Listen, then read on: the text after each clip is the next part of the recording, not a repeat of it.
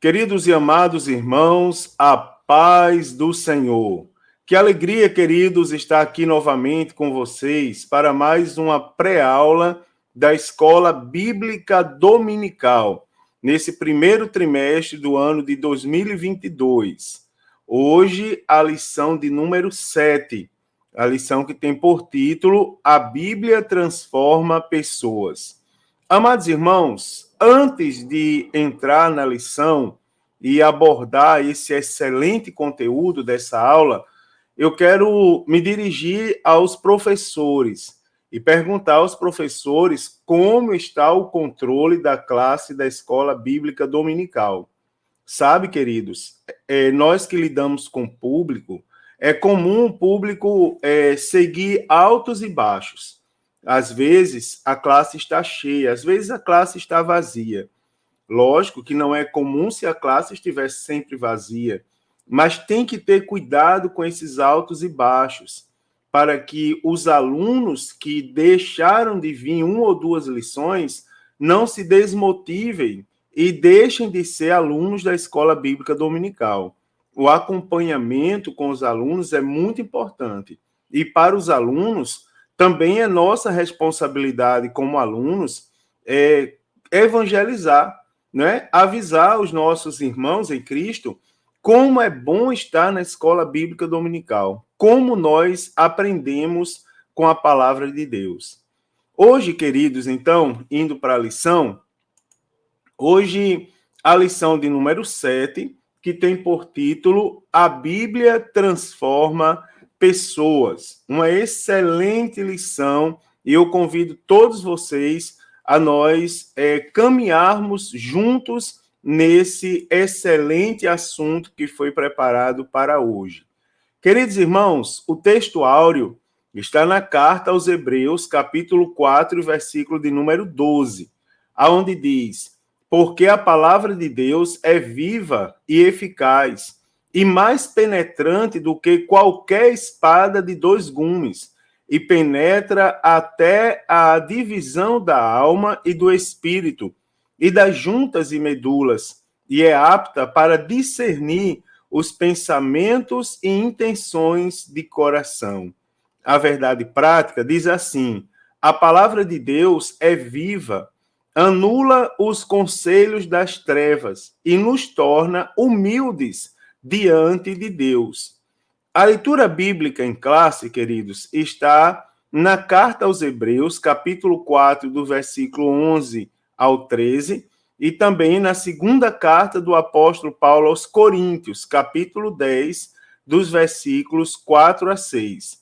Primeiro, Hebreus 4, de 11 ao 13, diz assim: procuremos, pois, entrar naquele repouso, para que ninguém caia no mesmo exemplo da desobediência, porque a palavra de Deus é viva e eficaz, e mais penetrante do que qualquer espada de dois gumes, e penetra até a divisão da alma e do espírito, e das juntas e medulas, e é apta para discernir os pensamentos e intenções do coração.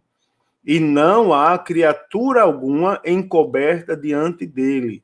Antes, todas as coisas estão nuas e patentes aos olhos daquele com quem temos de tratar. Segundo aos Coríntios 10, do versículo 4 a 6, diz assim: porque as armas da nossa milícia não são carnais, mas sim poderosas em Deus para a destruição das fortalezas, destruindo os conselhos e toda a altivez que se levanta contra o conhecimento de Deus, e levando cativo todo entendimento à obediência de Cristo, e estando prontos para vingar toda desobediência, quando for cumprida a vossa obediência. Irmãos, os objetivos dessa lição são, primeiro, destacar que a palavra de Deus é viva e eficaz. Segundo, elucidar que a Bíblia anula os conselhos do mundo. E terceiro, expor que a Bíblia nos proporciona a humildade. Queridos, Algumas coisas ainda para servir de motivação para a nossa aula de hoje, e são, na verdade, questões que nós vamos constatar, responder com propriedade ao final do conteúdo que estamos tratando aqui. Assim, primeiro, a Bíblia nos transforma em pessoas humildes. Lembrando aqui, irmãos, que humildade não está ligado à questão das posses, né? Da questão dos bens materiais. Não, está bem distante disso. É um estado da alma, não é? Existem pessoas que não têm poder aquisitivo algum, mas que também não têm humildade. Então, a humildade não está ligada ao poder aquisitivo, tá certo? Ou herança, ou qualquer outro tipo de situação material. A humildade diz respeito à formação da alma, ao caráter, tá certo? À própria pessoa. Então, a aula dessa semana, ela nos convida a colocar em prática a humildade ensinada pela Bíblia. E nos chama a atenção, irmãos, como a Bíblia transforma, é capaz de transformar a vida de um ser humano, tá certo? E também quem é humilde, logicamente, né, como por consequência, pode ser dito como uma pessoa sábia. Da lição passada, eu quero deixar a seguinte observação. Da semana passada, onde se falou de sabedoria, né, e se falou de prudência, a sabedoria, especificamente, eu quero lembrar aos irmãos que existem tipos de sabedoria.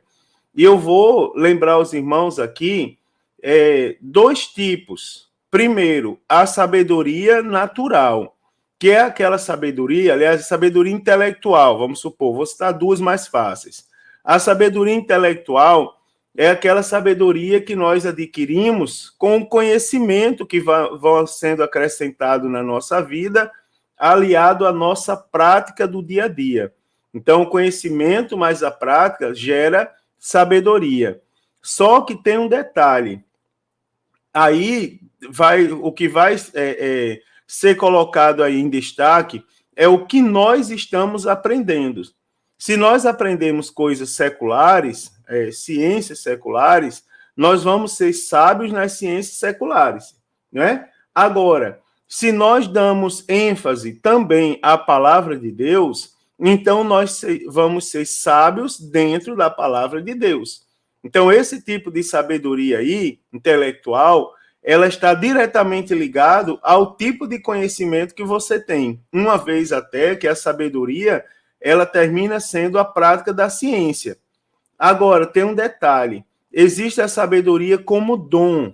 Essa sabedoria como dom espiritual, lembrando aos irmãos que dom espiritual não pertence a nós, a nenhum da gente, pertence ao Espírito, né, irmãos? E o Espírito concede, segundo a vontade dele, né, irmãos, em momentos específicos, não toda hora, em momentos específicos, com pelo menos dois objetivos que eu vou citar para relembrar lições dos trimestres passados, tá certo? Primeiro, para que o nome do Senhor seja glorificado, e segundo, a igreja seja edificada. Então, atente aí para esses dois tipos de sabedoria, para a gente falar que quem é humilde, na verdade, também é uma pessoa sábia. Entrando aqui, começando na lição, queridos, nós sabemos que a Bíblia Sagrada é de origem divina. Isso é indiscutível, né? Agora, na 7ª lição, nós já estamos aí 6 lições repetindo essas verdades, e são verdades que os alunos não podem duvidar, tá certo? A essa altura do trimestre, não é mais para ter essa dúvida. Será que a Bíblia é a palavra de Deus? Será que a Bíblia é inspirada? Nós já tivemos lições, não é, que trataram, não vou dizer exaustivamente, mas trataram, deram uma ênfase toda especial à questão da divindade da Bíblia Sagrada. Então, a Bíblia Sagrada ela é de origem divina, e o autor da Bíblia Sagrada é o único Deus vivo e verdadeiro. Não existe, não é, irmãos? Nós já observamos, já estudamos também, que Deus inspirou os autores para escrever. Então, os autores escreveram com suas palavras, mas a ideia da Bíblia Sagrada, o conteúdo, ele foi inspirado, foi dado por Deus. Portanto, Deus, ele é o autor, tá certo? O único Deus que existe, que é o Deus que nós servimos, ele é o único autor da Bíblia Sagrada. Por isso nós dizemos que a Bíblia, ela é de origem divina. E por isso também, por esse motivo também, pelo fato de Deus, o único Deus verdadeiro e poderoso, ser o autor da Bíblia Sagrada, é que a mensagem da Bíblia Sagrada transforma o nosso entendimento. E também a mensagem da Bíblia Sagrada nos faz compreender qual é a boa, perfeita e agradável vontade de Deus. Então, nessa lição, queridos, especificamente, eu quero mostrar para os irmãos que a Bíblia, ela é viva e eficaz, não é? Ela traspassa o interior humano, tal qual uma espada anula os conselhos do mundo e nos capacita a viver em humildade diante de Deus. Também eu quero mostrar aos irmãos como a Bíblia Sagrada atua na transformação, tá certo? Do homem, na transformação do cristão, do salvo em Cristo Jesus. Primeiro, a Bíblia Sagrada, ela é a palavra viva de Deus. Essa é uma afirmação que nós não podemos mais ter dúvida, não é? Apenas para contextualizar, nós observamos que os israelitas, eles não entraram em Canaã, por quê? Porque eles negligenciaram a palavra de Deus. O autor aos Hebreus, irmãos, ele faz um alerta para os cristãos não cometerem o mesmo erro. Ele lembra, não é? Que nós não podemos cometer o mesmo erro. Muitos irmãos não vão herdar a terra prometida porque negligenciam a palavra de Deus. Eu faço uma campanha anual de leitura da Bíblia, vocês não fazem ideia da quantidade de ataques que eu recebo por motivar as pessoas a lerem a Bíblia. Pessoas dizem, pastor Mário quer aparecer, pastor Mário quer ser mais santo que os outros, fora os argumentos, até mesmo internos, dizendo que eu não vou ler 3 capítulos da Bíblia por dia, eu não aprendi assim. Tem até gente dizendo que se ler a Bíblia toda fica doido, né? Então, nesse propósito, o autor aos Hebreus lembra que a palavra de Deus é viva, não é? Pois o Deus da palavra, irmãos, o Deus que escreveu a palavra é um Deus vivo, tá certo? Então, a palavra de Deus, ela deve ser obedecida. E qual é o objetivo da palavra de Deus ser obedecida? É evitar o juízo e a morte, não é? Aqui eu não estou falando de um ensino obsoleto.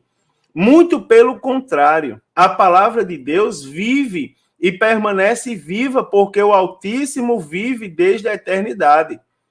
Né, irmãos? Por esses motivos, a palavra também é eficaz, ou seja, opera a vontade, né, de Deus e jamais volta vazia e sempre realiza o seu propósito.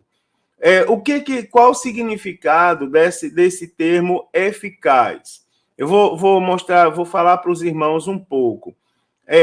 Algo eficaz é algo que cumpre o seu propósito e tem reconhecimento popular, tá certo? Por exemplo, nós temos lei na nossa ordenação jurídica que ela é eficiente porque resolve um problema, mas não é eficaz, porque ninguém reconhece. Eu vou dar um exemplo, tem um artigo no Código Penal, que é o artigo da mulher honesta, que atribui uma penalidade à mulher que for pega em ato de adultério. É uma lei que até resolve uma questão social, mas ela é ineficaz, porque ninguém cumpre, né? Ela não tem aplicabilidade social. A palavra de Deus, ela é eficaz. Por quê? Porque a palavra de Deus, ela tanto resolve, tanto muda a vida das pessoas, como as pessoas reconhecem. Tá certo, irmãos? A palavra de Deus, ela opera a vontade de Deus, ela jamais volta vazia. ela realiza o seu propósito, ou seja, ela é eficiente. E ela também é eficaz, por quê? Porque ela tem ao reconhecimento que essa palavra verdadeiramente é a palavra de Deus. Então, o autor, a Bíblia por si própria se justifica.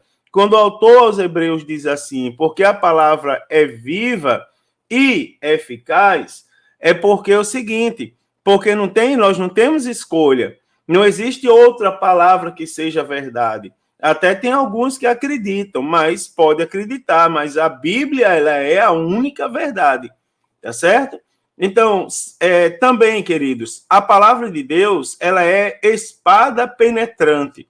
O texto sagrado também descreve as escrituras sagradas como mais penetrante do que qualquer espada de dois gumes, né? Aqui nós temos o uso figurativo da espada de dois gumes, que simboliza que a palavra de Deus é tão bem afiada que nada existe que ela não possa transpassar. Ou seja, não existe área da nossa vida que a palavra de Deus não consiga chegar, né, irmãos? Não existe lugar algum que ela não possa ir. Então, não há, nesse sentido, qualquer resistência humana que consiga impedir a ação da espada do Espírito. Não consegue, irmãos, por mais que tentem, mas a palavra de Deus atinge todas as áreas da nossa vida. Então, a Bíblia Sagrada, ela diz, ela penetra até a divisão da alma e do espírito e das juntas e medulas. Ou seja, ela vai a lugares que ninguém é capaz de ir. É uma precisão muito grande. Você imagina, ela consegue ir na divisão da alma e do espírito. Na divisão que há entre os sentimentos e as emoções e o nosso relacionamento com Deus. Você vê que a palavra de Deus é tão poderosa que ela interfere, irmãos, no nosso comportamento. Aleluia! E ela interfere também na nossa comunicação com Deus. É lá que nós aprendemos, inclusive, a nos comunicar com Deus. Isso aqui tem um significado que a palavra de Deus atinge o âmago de nosso interior. A palavra de Deus, ela consegue examinar os segredos obscuros e revelar o nosso verdadeiro caráter. Ainda a palavra de Deus expõe os desejos da nossa alma e os conflitos que há entre o espírito e a carne. É interessante que, às vezes, eu estou ensinando a Bíblia Sagrada nos cultos de ensino da palavra de Deus, e é comum, às vezes, eu ouvir pessoas dizer, meu Deus, eu saí daqui hoje todo torto, apanhei a noite inteira. Quem observa isso, diz assim, ó, o pastor está indo para o culto bater nas pessoas. Não, o pastor não bate em ninguém, tá certo? Isso aí é uma verdade, o pastor não bate em ninguém.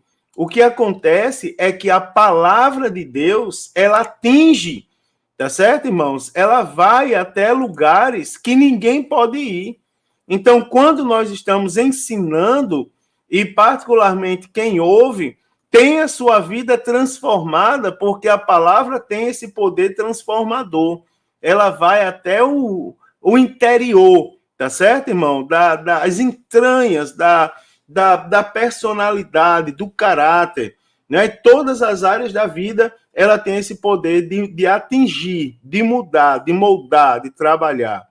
A palavra de Deus também é apta para discernir, né? A mensagem bíblica, irmãos, também ela é apta para discernir os pensamentos e intenções do coração.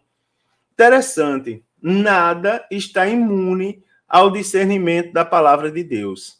Veja como isso é muito interessante, até os nossos pensamentos mais íntimos e as nossas motivações mais espúrias, elas são desvendadas pela palavra de Deus, né, irmãos?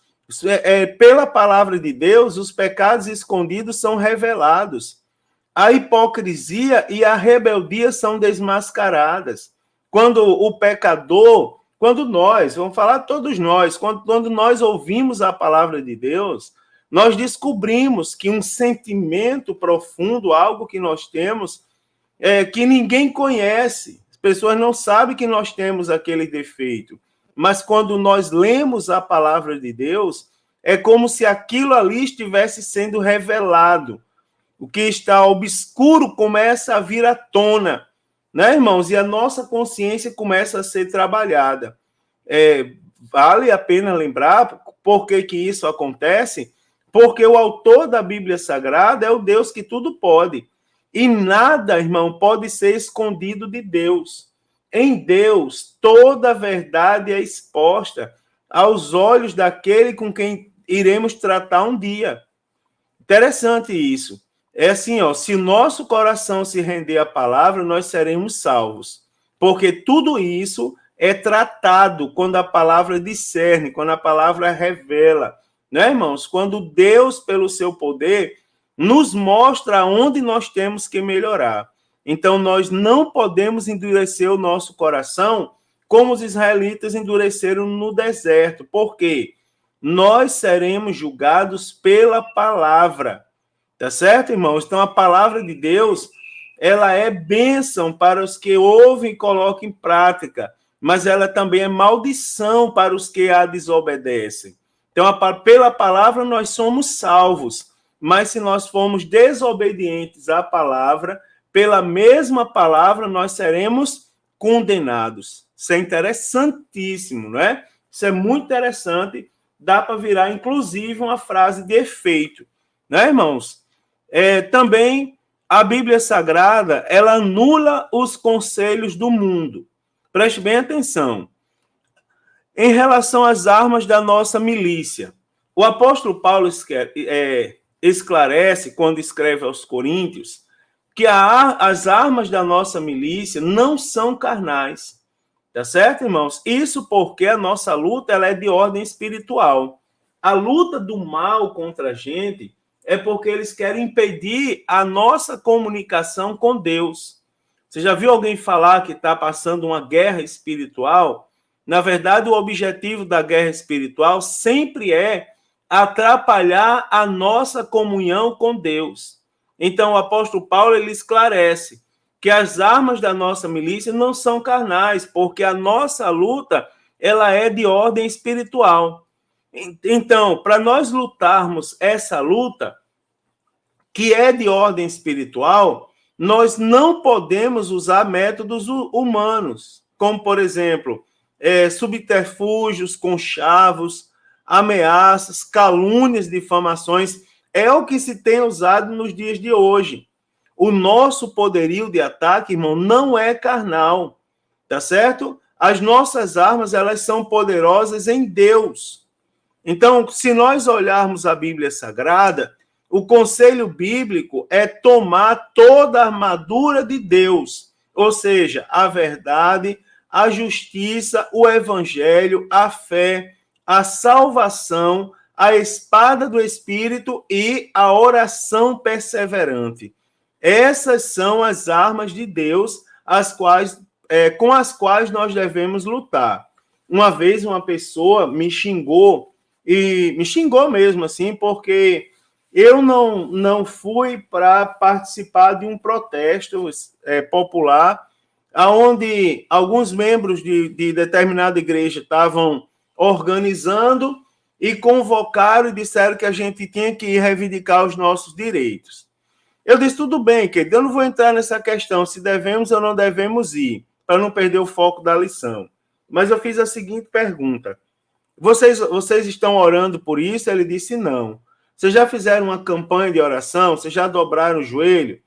Porque eu tenho exemplos da minha igreja que orou por determinada situação que estava acontecendo, a um assunto relacionado à segurança pública, e depois o prefeito da cidade foi agradecer à igreja pelas orações. E ele disse, depois que a igreja se pôs a orar por esse propósito, é interessante como as coisas estão melhorando. Né, irmãos? Porque as nossas armas, elas são poderosas em Deus. A igreja ainda milita com armas espirituais. E nós não podemos esquecer isso. Tá certo? Também a destruição das fortalezas. A Bíblia Sagrada, ela afirma no seu contexto que o mundo jaz no maligno, tá certo? Então, o líder das forças do mal é o diabo. Então, por meio do espírito do erro, o diabo trabalha contra o reino de Deus, né? Instigando uma série de coisas que não é da parte de Deus. Então, para tanto, vou citar algumas coisas que acontecem. Se opõe a valores cristãos, tá certo? Dissemina ódio, dissemina desrespeito à vida, corrupção, imoralidade e tantas outras coisas que eu poderia citar aqui. Agora, irmãos, esse não é o foco, eu não vou dar o foco aqui ao outro lado, ao inimigo. Eu quero dizer a vocês, lembrar a você que o poder de Deus é capaz de destruir todas as fortalezas do diabo. E como o foco aqui é a Bíblia Sagrada, a palavra de Deus, saiba que a palavra de Deus anula o mal com graça e poder e liberta as almas da prisão espiritual. A Bíblia Sagrada diz: e conhecereis a verdade, e a verdade vos libertará. Né, irmão? Isso é interessante. A verdade liberta. A Bíblia Sagrada liberta. Não é? Isso é muito interessante. Também, queridos, a palavra de Deus destrói falsos argumentos. Né? Então, a palavra de Deus também tem poder. Né? A palavra diz que o poder de Deus também destrói os conselhos.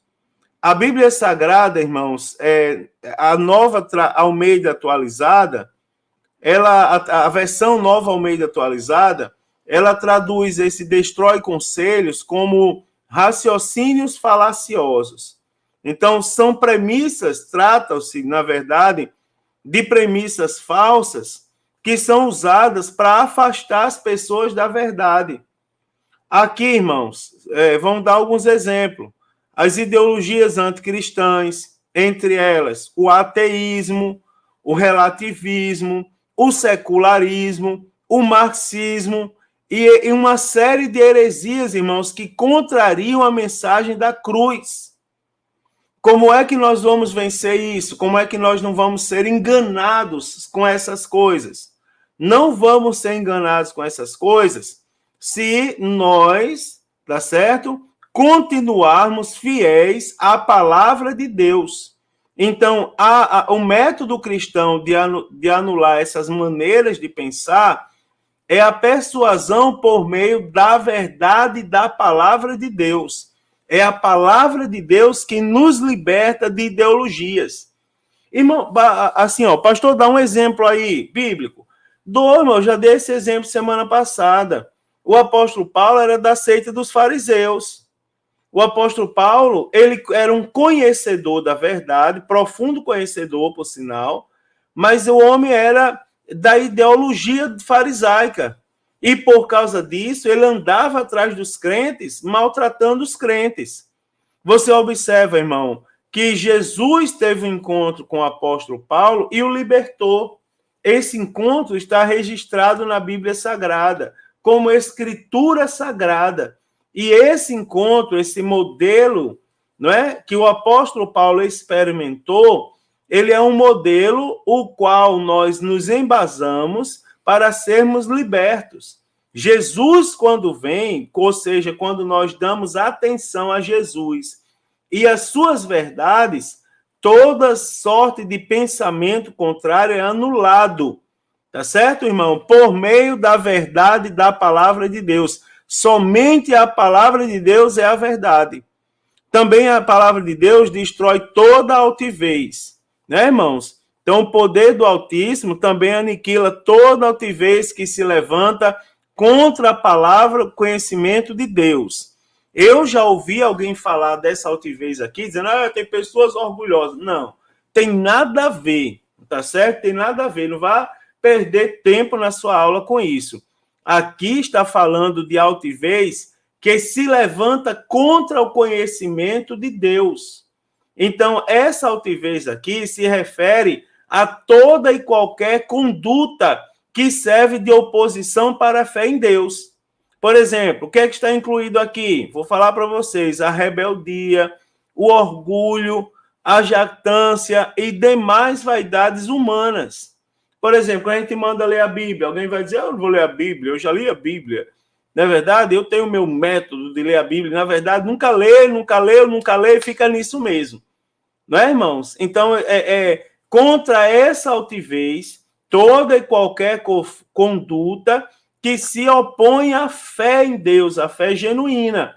Então, é dessa altivez que nós estamos falando aqui. Então, lembre-se que quem atua na mente das pessoas para manter elas afastadas de Deus é o Satanás. Tá certo, irmãos? Palavra forte, né? É verdade. Quem atua na mente das pessoas para manter elas afastadas de Deus é o inimigo das nossas almas. Então, pela pregação da palavra de Deus, é que nós vencemos os ensinos extremamente soberbos do mundo, tá certo? É através dos ensinos de Jesus Cristo. É falando de Jesus, é revelando a palavra, pregando a palavra de Deus. É por isso que a gente cobra, às vezes, principalmente dos mais jovens, né, que se aventuram em querer pregar a palavra de Deus. A gente diz assim: rapaz, você precisa aprender a Bíblia. E quando for pregar, prega a Bíblia. Para de querer aparecer. Tem alguns chavõezinhos que diz assim: e não sei o que é pregador. E não sei o que. Não, tira a atenção de você. Outro dia eu repreendi um rapaz que pregou na minha igreja e disse assim: um conselho que um jovem de 23 anos tem para lhe dar, um menino de 23 anos. Aí eu disse: rapaz, tem duas coisas. Primeiro, tire você da mensagem. Bote Jesus Cristo, bote Deus como foco, que é a palavra de Deus.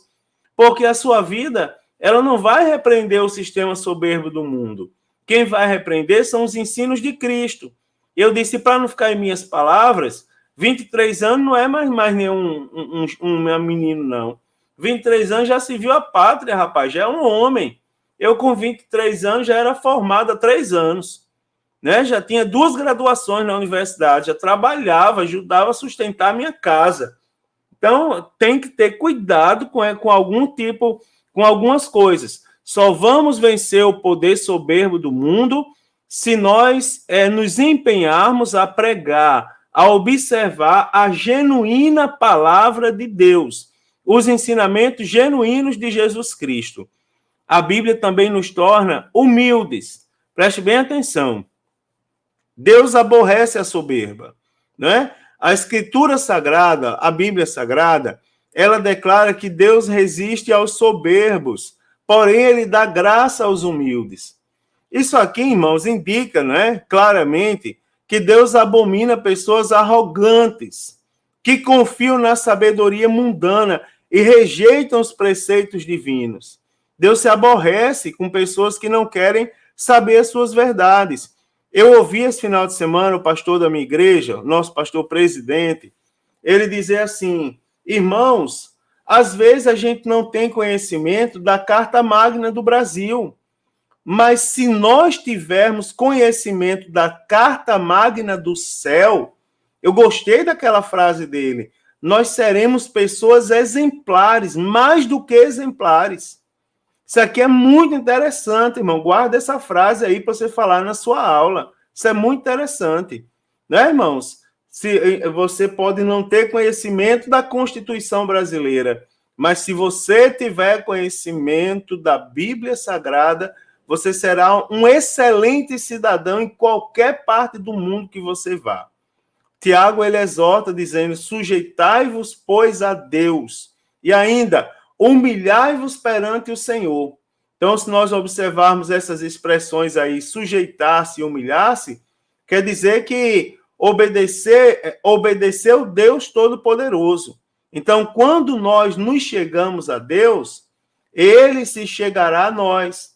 Deus nos liberta, né, irmãos, da sabedoria terrena que Tiago descreve como sendo terrena, animal e diabólica. Deus nos liberta disso e nos agracia, irmãos, com a verdadeira sabedoria que vem do alto. Então, preste bem atenção como isso aqui é bonito de se falar e bonito de se ouvir também. Então, a bênção plena de Deus, ela é concedida aos humildes, que são transformados pela palavra de Deus. Ou seja, aqueles que são moldados pela Bíblia, são pessoas que digamos, são pessoas que usufruem verdadeiramente, que são agraciados, abençoados verdadeiramente com as bênçãos do céu. Também, queridos, Cristo, ele é o nosso exemplo de humildade, não é? Não tem como fugir disso. A Bíblia Sagrada registra que Cristo não teve por usurpação ser igual a Deus. Veja coisa interessante, não teve. Às vezes eu vejo pessoas mais jovens que não têm experiência com a liderança, que quer ganhar persuadindo, quer ganhar confiança persuadindo, não é? Exercendo assédio moral. Por exemplo, calem a boca que eu sou líder aqui, né? Você pode ser filho da maior autoridade, mas aqui você me obedece. Não tem princípios de liderança. Você observa que Deus, ele é um exemplo de humildade. Ele diz, não, Cristo, né, irmãos, não teve por usurpação ser igual a Deus. Antes, aniquilou-se a si mesmo, tomando a forma de servo. Ou seja, ele deixou a sua glória, né, irmãos? E humilhou-se para se submeter à vontade de Deus. E foi obediente até a morte, e morte de cruz. Aleluia! Glória a Deus! Cristo também, irmãos, agiu com humildade, por exemplo, ao lavar os pés dos apóstolos. Na ocasião, ele disse que devemos aplicar esse mesmo princípio em nosso viver. Esse é o padrão de conduta para os cristãos, irmãos. Ser cristão não é ter status, né, irmão? Ser cristão é ser servo de Deus. Então, desse modo, quem é verdadeiramente sábio obedece à palavra, imita os passos de Jesus. Você acredita que uma vez alguém disse assim para mim, pastor, eu não vou mais ficar aqui na sua igreja, vou congregar em outra igreja. Meu Deus do céu, não faça isso, fique aí. Por que você vai sair? Porque essa igreja, um calor desse, aqui passou uma onda de calor que chegou a 40, passou dos 40 graus, quase chega aos 50 a sensação térmica. Aliás, passou dos 50 a sensação térmica algumas vezes. E a pessoa disse, não tem quem nos sirva água. Aí eu disse assim, mas o que é que a gente pode fazer para mudar? Aí a pessoa disse assim, arranjar alguém que sirva. Eu disse, você não quer me ajudar nisso? Faz o seguinte, ó, o que você precisar, eu vou lhe dar. Você precisa o quê? Bandeja, copo descartável e água. Pronto, isso aí eu lhe dou. É só você servir água a todo mundo, nunca mais ninguém vai ter sede. Aí aquela pessoa disse, não fui chamado para isso, não. Eu quero que alguém faça isso para mim. Né, irmãos? No entanto, quando você olha para a Bíblia Sagrada, você vai ver que Jesus Cristo, sendo filho de Deus, ele se humilhou, né, irmãos? Ele lavou os pés dos discípulos, se submeteu claramente à vontade de Deus, não teve por usurpação ser igual a Deus, aniquilou-se a si mesmo, tomando a forma de servo. Que exemplo, né, irmãos? Olharmos a palavra de Deus dessa maneira. Também cabe nós falarmos aqui que a humildade, irmãos, ela é uma virtude cristã. É uma virtude, né? Que nós devemos aproveitar. Uma das virtudes cristãs. Ó.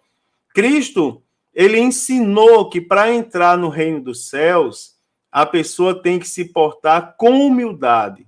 Né, irmãos? Somente a genuína conversão é capaz de modificar a nossa forma pecaminosa de viver.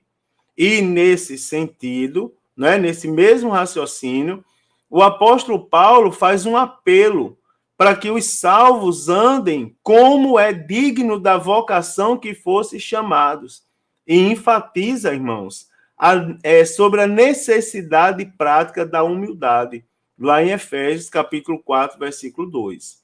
Então, ser humilde significa o quê? Portar-se com modéstia, reconhecer as próprias fraquezas, certo? Então, lembre-se que ninguém recebe virtude alguma se não for transformado pelo Espírito Santo.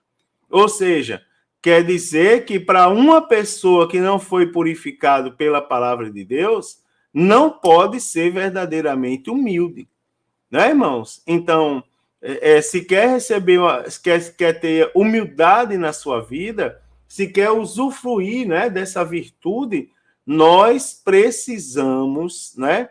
Precisamos, aleluia, estar na presença do Deus Todo-Poderoso. Também eu acrescentei algumas coisas aqui para nossa meditação. O tema da lição é: a Bíblia transforma pessoas. Preste atenção, irmãos, que a palavra de Deus tem poder.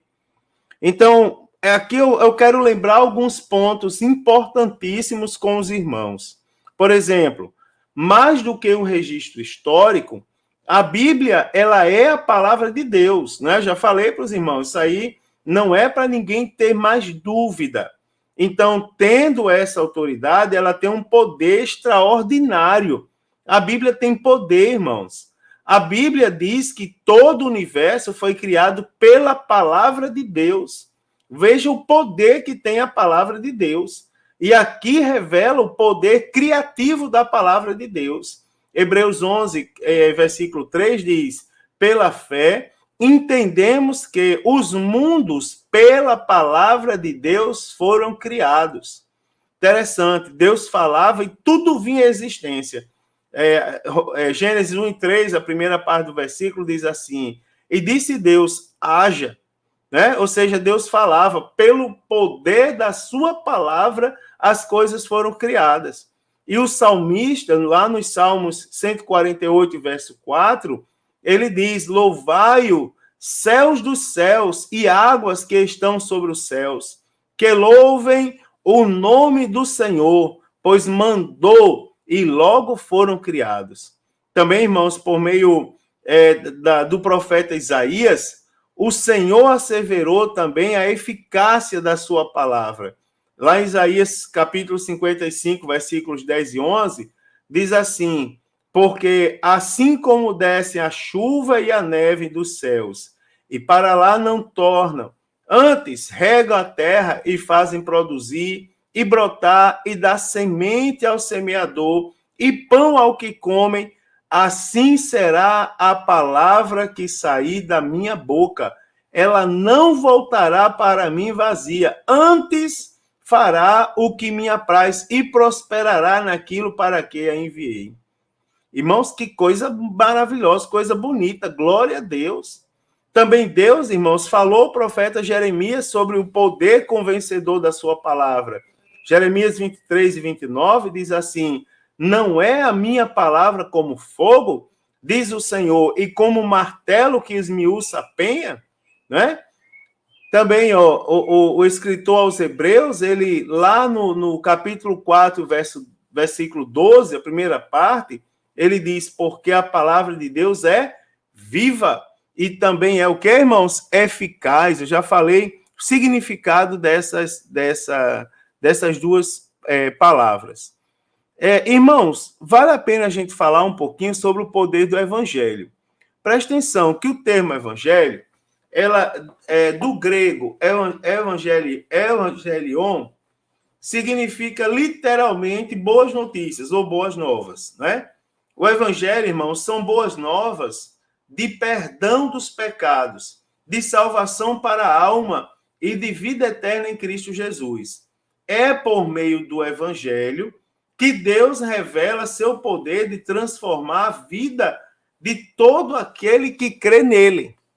Tá certo? Por meio do evangelho, a coisa interessante é que Deus revela o seu poder transformador, tá certo? Da vida de todos aqueles que creem. Então, preste atenção, irmãos. Primeiro, a mensagem de Jesus era uma mensagem de transformação. Preste atenção aqui. O evangelho não é uma mensagem qualquer, tá certo? Não é apenas uma mensagem. Evangelho é uma pessoa. E o evangelho é a pessoa de Cristo. Cristo é as boas novas. Cristo é a boa notícia. Então, quando apareceu no cenário de Israel, Jesus chamou os homens ao arrependimento. Jesus afirmou que pregava aos pecadores porque eles precisavam de arrependimento, que também veio buscar e salvar o que se havia perdido. Olha só, a mensagem do evangelho mudou a vida de Pedro, de Madalena, tá certo? Da qual expulsou 7 demônios, do gadareno que vivia oprimido por Satanás em uma condição deplorável. Também mudou a vida da mulher samaritana, de Saulo de Tarso, não é? Conforme o seu próprio testemunho que ele dá aos crentes da região da Galácia. Na sua carta aos Gálatas, capítulo 1, versículo 23, ele diz: aquele que já nos perseguiu anuncia agora a fé que antes destruía, não é? Ou seja, ele mudou a vida do apóstolo Paulo. O que antes perseguia, não é? O que antes destruía a fé, agora teve a vida o quê? Mudada pela palavra de Deus, pela mensagem de Jesus. Tá certo? Também, ó, a mensagem apostólica também era uma mensagem de transformação. Isso aqui é interessante. Sempre que nós vamos pregar, nós temos que lembrar isso. Pregação do apóstolo Pedro após o dia de Pentecostes chamava os homens ao arrependimento e à mudança de vida. Atos 3,19 registra: arrependei-vos, pois, e convertei-vos, para que sejam apagados os vossos pecados e venham, assim, os tempos do refrigério pela presença do Senhor. O apóstolo Paulo também, não é? Por onde passava, ele anunciava o evangelho e conclamava, tá certo? Os homens a deixarem a sua vida de pecado. Atos 17:30 diz: mas Deus, não tendo em conta os tempos da ignorância, anuncia agora a todos os homens e em todo lugar que se arrependam. Quando o apóstolo Paulo fez a 3ª viagem missionária, lá na cidade de Éfeso, ele pregou a palavra de Deus com ousadia, tá certo, irmão? E o resultado da pregação do apóstolo Paulo na 3ª viagem missionária, lá na cidade de Éfeso, foi a transformação, a ponto de os habitantes de Éfeso abandonarem a feitiçaria e a idolatria que eles viviam. Atos 18, aliás, 19, versículo 18 a 20, vai dizer lá: muitos dos que tinham crido, não é? Muitos que tinham crido vinham confessando e publicando os seus feitos. Também muitos dos que seguiam artes mágicas trouxeram os seus livros e queimaram na presença de todos. E, feita a conta do seu preço, acharam que montavam 50.000 peças de prata. Assim a palavra do Senhor crescia poderosamente e prevalecia. Ou seja, o resultado da pregação da palavra de Deus era o quê? Mudança. Tá certo, irmãos? Era mudança, tinha resultado, tinha transformação. Então, quando foi instado a testemunhar em sua defesa, o apóstolo Paulo disse que foi chamado para pregar o evangelho, cuja mensagem é uma mensagem de transformação, é uma mensagem transformadora e não é diferente. Também, querido, a mensagem da igreja tem que ser uma mensagem de transformação. Então, a igreja, ela foi incumbida por Deus com a missão de evangelizar o mundo. E a finalidade era trazer as pessoas das trevas para a luz. Aqui é bom ressaltar, não é, que a evangelização, ela consiste na comunicação ao pecador a respeito de sua condição de escravo do pecado, da natureza e consequência dessa escravidão. Fala do amor de Deus e de sua providência por intermédio de Jesus Cristo para a salvação da humanidade e da chamada divina para uma decisão por Jesus Cristo. Então, a mensagem da igreja tem que ser uma mensagem de transformação. assim como foi a mensagem de Cristo e também dos apóstolos. Preste atenção, irmãos, aqui sobre a capacidade transformadora da Bíblia Sagrada. Né? Uma das maiores evidências, irmãos, de que a Bíblia Sagrada é um livro de origem divina, como eu já falei para os irmãos, é a capacidade que a Bíblia tem de transformar pessoas. Aqui, queridos, o verbo transformar, segundo o dicionário, tem o seguinte significado: fazer ou tomar nova feição ou caráter, ou seja, converter. Essa mudança de caráter, tá certo? Essa conversão, ela é chamada na Bíblia de novo nascimento, tá certo? Então, teologicamente falando, o novo nascimento ou a regeneração é o milagre que se dá na vida de quem aceita Cristo, tornando-o participante da vida e da natureza divina. Através da regeneração, o homem passa a desfrutar de uma nova realidade espiritual. Então, aqui, a palavra regeneração do grego, né, palingenesia, ela é formada pela expressão palin, não é? Ou seja, novamente, Gênesis, não é? Que tem o significado de nascimento. Ou seja, essa regeneração, ela é transliterando, traduzindo ao pé da letra, digamos assim, ela tem um sentido de novo nascimento. O apóstolo Paulo, ele disse que a partir do novo nascimento, a pessoa se torna uma nova criatura. Então, na sua segunda carta aos Coríntios, capítulo 5, versículo 17, ele diz assim, assim que, se alguém está em Cristo, nova criatura é. Presta atenção, coisa interessante. O que o apóstolo Paulo fala que acontece após o novo nascimento. Após o novo nascimento, a pessoa se transforma numa nova criatura. Ou seja, a evidência inicial de que houve um novo nascimento é o quê? É agora a pessoa ser uma nova criatura. Tá certo? Então ele diz assim que se alguém está em Cristo, nova criatura é. Ou seja, se tem coisa velha é porque não está em Cristo. Porque se tiver em Cristo é nova criatura. 2 pontos. Ou seja, as coisas velhas se passaram, já passaram. E eis que tudo se fez novo. Então, preste atenção, irmãos, que o novo nascimento, ele não é produzido pelo próprio homem, não é produzido pela religião, não é pelos centros de ressocialização ou por qualquer outro meio. O novo nascimento, ele é produzido pela palavra de Deus. Então, o homem pode ser regenerado da seguinte maneira. Primeiro, pela palavra de Deus, que é o instrumento da regeneração. Então, o mestre Jesus, ele ensinou que o novo nascimento é operado através da palavra de Deus. Lá em João 3:5 diz, Jesus respondeu, na verdade te digo que aquele que não nascer da água não pode entrar no reino de Deus. Ou seja, ele mostra que o novo nascimento é operado pela palavra de Deus. A palavra de Deus é um instrumento da regeneração, ou seja, do novo nascimento. A água fala, irmãos, a água de que fala o Senhor aqui é um símbolo da purificação, tá certo? Então, essa água aqui é símbolo da palavra, não são as águas do batismo, é a palavra de Deus. Aquele que não nascer da água, ou seja, da palavra, de algo que tem um poder para purificar.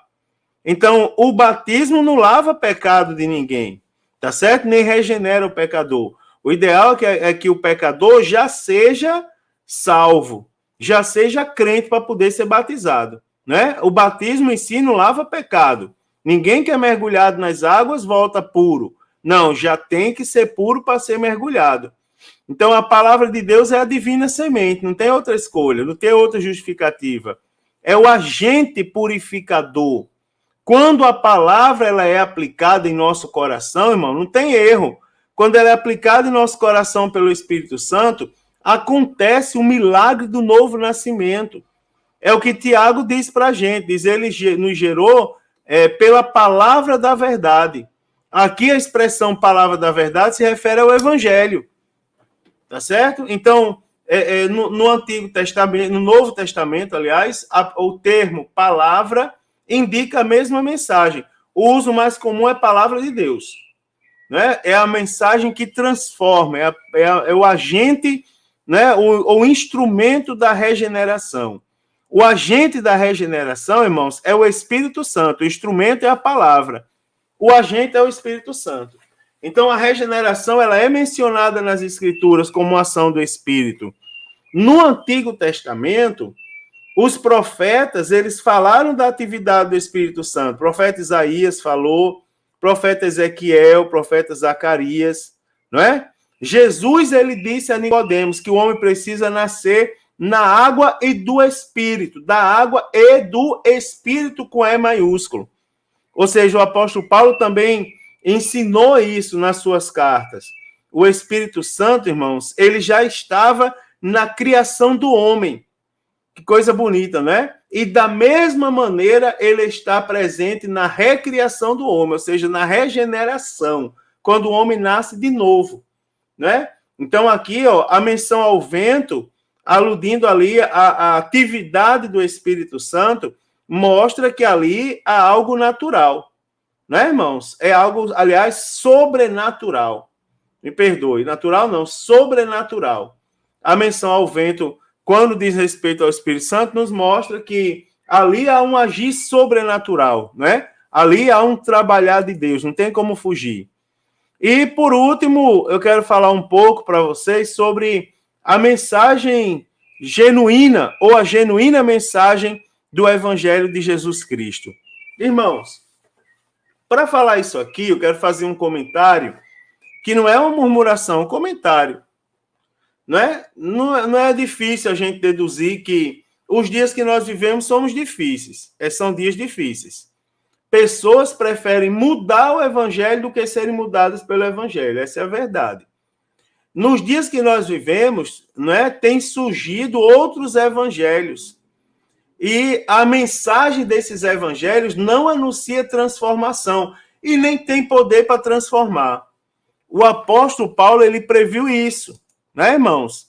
Ele falou, o evangelho genuíno condena o pecado, mas ama o pecador. Então, embora Deus ame as pessoas, ele reprova veementemente o mau comportamento das pessoas.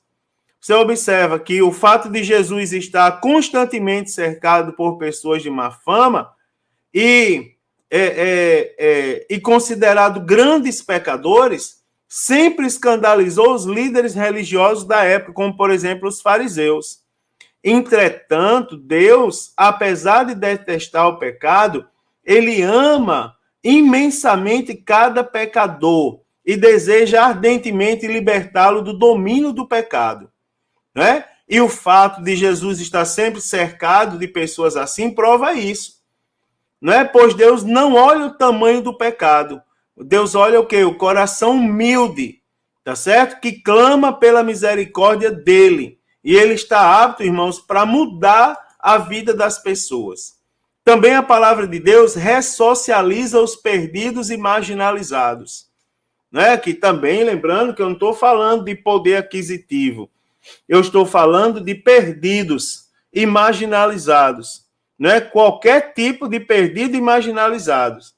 Nós cremos, irmãos, que pessoa alguma, por pior que esteja fora do alcance da graça, do amor e do poder de Deus. Né? Isaías 1,18 diz: ainda que os vossos pecados sejam como a escarlate, eles se tornarão brancos como a neve. O apóstolo Paulo, escrevendo a Timóteo, né, ele disse o que Deus fez com ele, e servindo, colocando aquilo como exemplo, como demonstração da grandeza da graça de Deus para com qualquer pessoa. Está lá em 1 Timóteo, capítulo 3, versículos 13 a 16, quando ele diz: a mim, que dantes fui blasfemo e perseguidor e opressor, mas alcancei misericórdia porque eu fiz ignorantemente na incredulidade, né? E a graça do nosso Senhor superabundou com a fé e o amor que há em Jesus Cristo,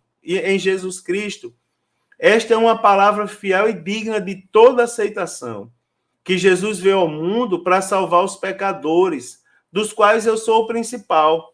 Mas por isso alcancei misericórdia, para que em mim, que sou o principal, Jesus mostrasse toda a sua longanimidade, para exemplo dos que haviam de crer nele para a vida eterna. Não é, irmãos? Coisa muito bonita. A palavra de Deus, além de condenar o pecado e amar o pecador, também ressocializa, tem o poder de ressocializar os perdidos e os marginalizados. E para terminar aqui, irmãos, a palavra de Deus leva o pecador a abandonar o pecado, não é? Por meio do arrependimento, não é? O arrependimento para o qual Jesus chama e o qual Deus ordena para todos os homens é em relação a Deus, né? Ao pecado, às obras mortas, à descrença no evangelho de Jesus Cristo.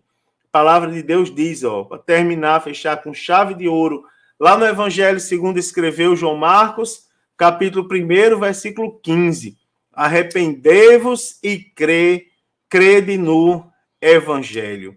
E para concluir, irmãos, essa espetacular lição, que assunto maravilhoso, apenas para revisar aqui, não é? Para todo mundo fixar o que foi falado. Deus não tolera soberba humana, nem rejeição à revelação divina.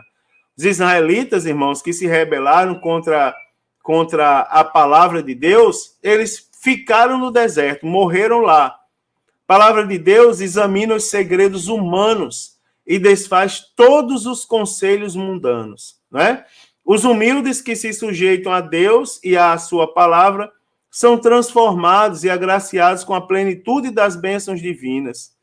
Uma das maiores proezas, digamos assim, da palavra de Deus é, sem sombra de dúvida, a sua capacidade transformadora. Os críticos da Bíblia, irmãos, não podem acreditar que ela seja inspirada, inerrante e infalível, mas jamais poderão negar a capacidade regeneradora que a palavra de Deus tem e que ela produz na vida daqueles que se arrependem e aceitam Jesus como Senhor e Salvador da sua vida. Que Deus nos abençoe, irmãos, mais e mais, que essa palavra continue ardendo em nosso coração, que a sua aula seja uma aula excelente. Anote os principais pontos, as dúvidas, marque a sua lição, escreva nela, leve para a aula, não para discutir, mas para acrescentar. Discutir no sentido de bagunçar a aula, não, acrescentar, somar, enriquecer o conhecimento, tirar suas dúvidas, tá certo? Motive outras pessoas, vamos para a escola dominical domingo, que vai ser a aula excelente, que lição maravilhosa. Deus abençoe. Se Jesus não voltar, a próxima semana eu estarei aqui com os irmãos comentando a lição de número 8.